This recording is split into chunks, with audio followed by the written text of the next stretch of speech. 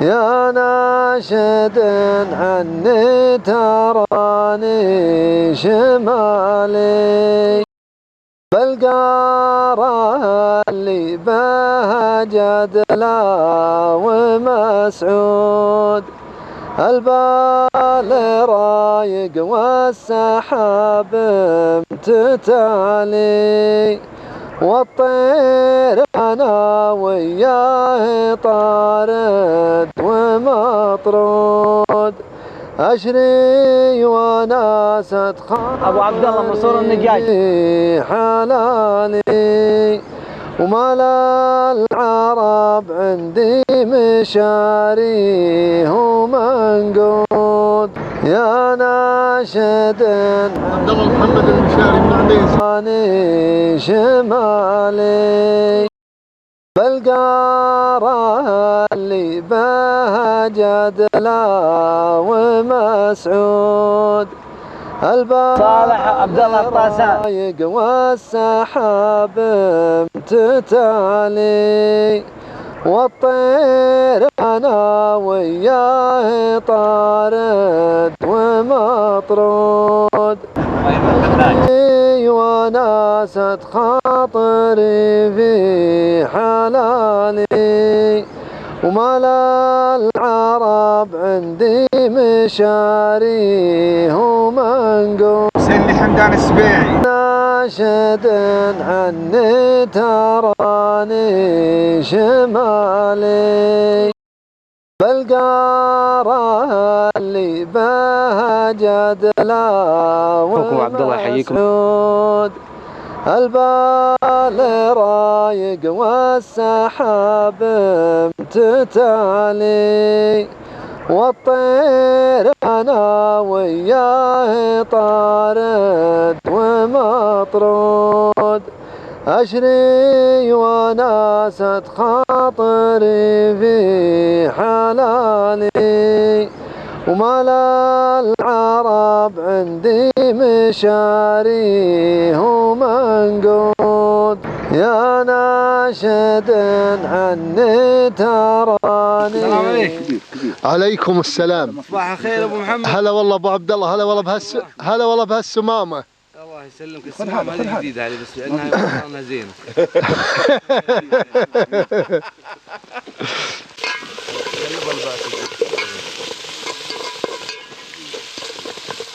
سلام ابو محمد. عليكم السلام. هلا حبيبي. صباح الخير. ابى اعيد هلا والله بهالسمامه. السمامه وش ذي ابو محمد؟ السمامه يعني الوجه الطيب المفلح ان شاء الله، مثل وجهك يا ابو عبد الله. وجهك والحاضرين. شو الفطور اليوم ما شاء الله؟ اليوم يا ابو عبد الله والله مشتهين شكشوكه. ما شاء الله. اي والله. وهذا نبي نحط الطماط. ايوه. ايه كاننا على ما يقولون اطايب. الحق لا خلاص. الحق طاحت. خذ شيء اصبر الله اكبر. عيش. لا خلاص. وهذا ابو تركي ما شاء الله اسفل. ابو تركي صيدته الحباره، دائما يحب الحباره. ابو تركي هلا ما شاء الله.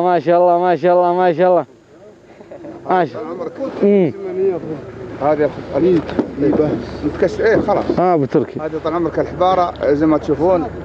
ابو تركي الان يتجهز لرمي الحباره. ابو تركي بعد عنه بعد عنه خلنا ناخذ لقطه. بسم الله اكبر. اجل انت سوى وين هي؟ انا ما اشوف. حط الكاميرا على الصيد. سلمت. طاحن ثنتين. مشغل انت التسجيل؟ الحق بتطير ترى. ما شاء الله. ها هذا مكسور جناحها. الثانية طاحت محلها. الثانية وين هي؟ ما هنسوهن؟ رميت واحدة. والثانية وين هي؟ شوفه قدامك عند بيت النمل، عند بيت النمل. روح سيدي عند بيت النمل. انت بتشوف؟ انت بتشوف ابو تركي. ها جنب بيت النمل شايفها؟ خلك انت ورا هناك عشان تجي. طيب ما هي مشكلة. حاول تزوم عليه، لا وقف زوم عليه، لا تزوم انت ماشي. ها؟ وانت ماشي لا تزوم ابدا. ابو تركي كاميرا عليك يا ابو تركي. اليوم الكاميرا الثابتة طاحت. ابو تركي بسم الله. ابو تركي بسم الله. بس طب مع الراس ابو تركي. بسم الله الله اكبر. بسم الله الله اكبر. الثاني هناك وين هناك؟ الثاني هناك شوفها. الثاني هناك. لا الحق ارمى منه. بسم الله الله اكبر. بسم الله الله اكبر. وقف تركي. وقف. بسم الله الله اكبر. حط الكاميرا عليها. سلمت خلاص. ما شاء الله ما عاد بيرمي ابو تركي غير كذا يقول. كفو والله ابو تركي. تركي وش هالتنجيم يا ابو تركي؟ ما شاء الله تبارك الله ما شاء الله. اليوم ابو تركي خلاص اسفل. ها ايه الظاهر ابو تركي بينظف الحباره عشان تصبر يعني على ما يطلع لها ريحه ولا عشان ما تتعفن يعني.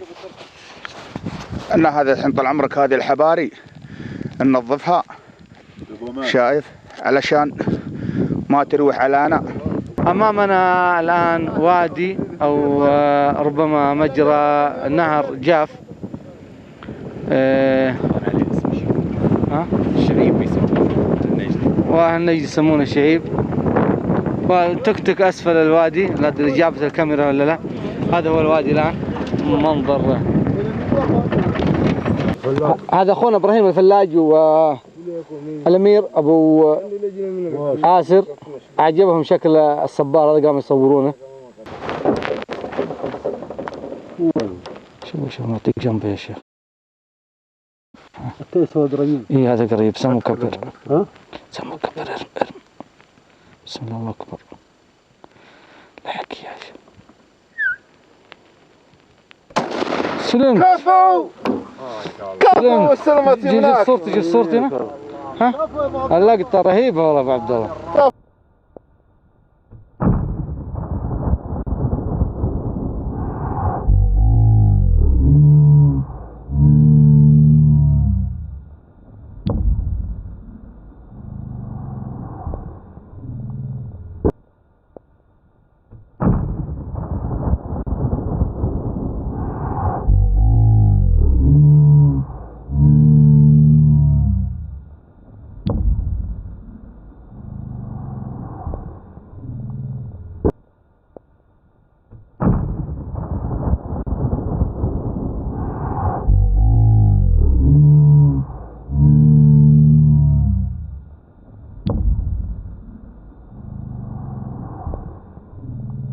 ما شاء الله تبارك الله لا اله الا الله.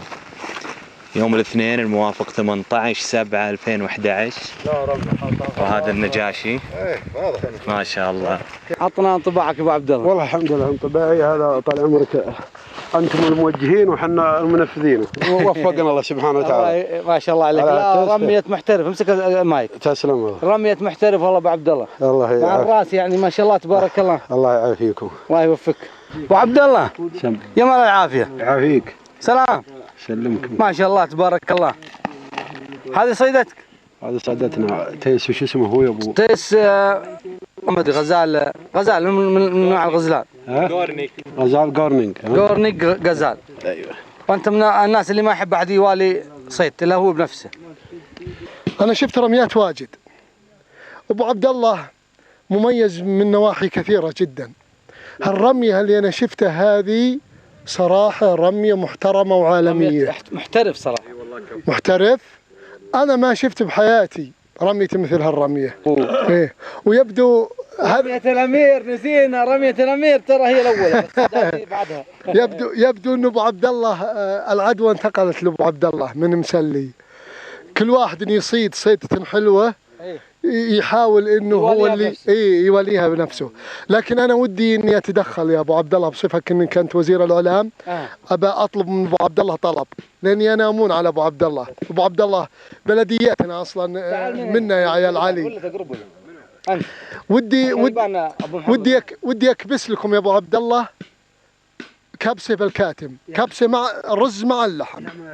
اي والله ان سمحتوا لي. ما اسمح يا كرم، ما اسمح، انا جاي له. اي لان الصراحه الظبي انا هذا جاز لي، اباخذ منه ايدن بجنبه معها ضليعات. ايوه اضبط لكم مكبوس. الضليعات احسن يلا هذه تشوفها. ايدي بجنبه. سلام. وعليكم السلام. اليوم موعديننا او انت وصيتهم على شيء خاص في الغداء. وش اللي وصيتم عليه ابو؟ والله من اول ما جيت واحس ان الغداء والعشاء صحي ما شاء الله لا اله الا الله من غير زيوت. فانا كان خاطري بالزيوت، يسمونه مقلقل. ايوه. هو عباره عن لحم مقطع قطع صغيره، ويحطون احيانا مع حواشي اللي هو كبده وقلب وكذا. فيكون اول شيء يكشنون له زيت مع البصل مع الفلفل البارد، بعدين يحطون قطع اللحم بالحميسه ويقلبونه بشكل سريع. ايوه. فتكون اكلات هنديه هذه. بالضبط هذه اكلات هنديه. فما قصروا سووا قبل شوي. ما شاء الله. كبسه ايش هذه يا عمر؟ كبسه اللحم اللي رماها ابو عبد الله. كبسوه اليوم بعد. بسم الله يلا خلينا نسمي يا جماعه. محمد يلا يا عمر. هذا مرق. الله ما شاء الله. هذا المرق غير اللحم اللي لازم مكبوس عليه. الله هذا اللي طلبته؟ هذا اللي طلبناه. سوى مضبوط؟ حوله. لا فنانين يا شيخ. اجواء جميله شاعريه. طبعا الظلام يوحي على المكان رهبه، ونحن في غابه طبعا.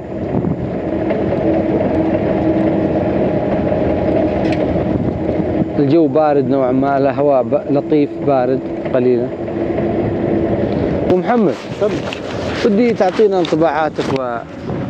والله انطباعات السرور يا ابو عبد الله بصحبتكم اولا، ثم بهالاجواء الجميله.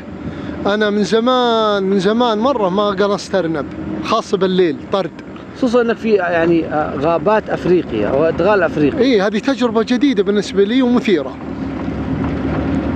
طبعا المكان الظلام او رهبه الليل، هل يعني تعني لك شيء؟ تعني لي شيء، لكن ولله الحمد والشكر. يعني اذا كنت تقصد الخوف انا ما اعتقد خوف، لكن يعني سكون الليل يعني احيانا يعطيك شاعريه. اي بالله له يعني نعم. جوه. لكن انا صراحه اني مستانس جدا بهالاجواء العليله وبصحبتكم. الله يسعدك الدنيا واخره. امين يا رب. ها باسل عجل باسل، عجل باسل، عجل يا زينه. ايه يا العيد باسل والله. خلنا اقول لك ها ايوه يا شيخ. ما شاء الله تبارك الله ابو محمد. ما شاء الله تبارك الله. خلينا نرجع ورا عشان تبان الصيدات. ايه خلى بعد الليل ابو محمد. ايه اليوم والله الحمد والشكر طلعنا بس جولة قصيرة. اولا نبي نشوف رهبة الليل بالغابة. ايه جمال إيه. جمال الليل. ثانيا كان نفسي والله من اول ما جيت وانا اقول للنداوي ودنا والله بصيد ارانب. وعلشان تشترك المجموعة كلها رمى ابو آسر وحده ورميت وحده. والله ما ادري هي ما ادري هذا خزاز ذا وذي عدنه يمكن. نعتذر يعني المشاهدين ان في واحده من الصيدات طبعا ما قدرنا بسرعه، كانت الرميه فما كان في مجال نشغل الكاميرا ونبدا التسجيل. إيه؟ لكن نصورها الان ما شاء الله صيدتين، وطبعا ما حبينا نطول ولا نبغى الاسراف، صيد سريع ورجعنا بسرعه. نعم هو الهدف المتعه وليس الهدف كثرة الصيد. واحدة صادها اللي بيدي اللي صادها ابو آسر جزاه الله خير، والثانية ما لحق علي النداوي اول ما طلعت، اول ما انفجت وانا رميتها. هذه هي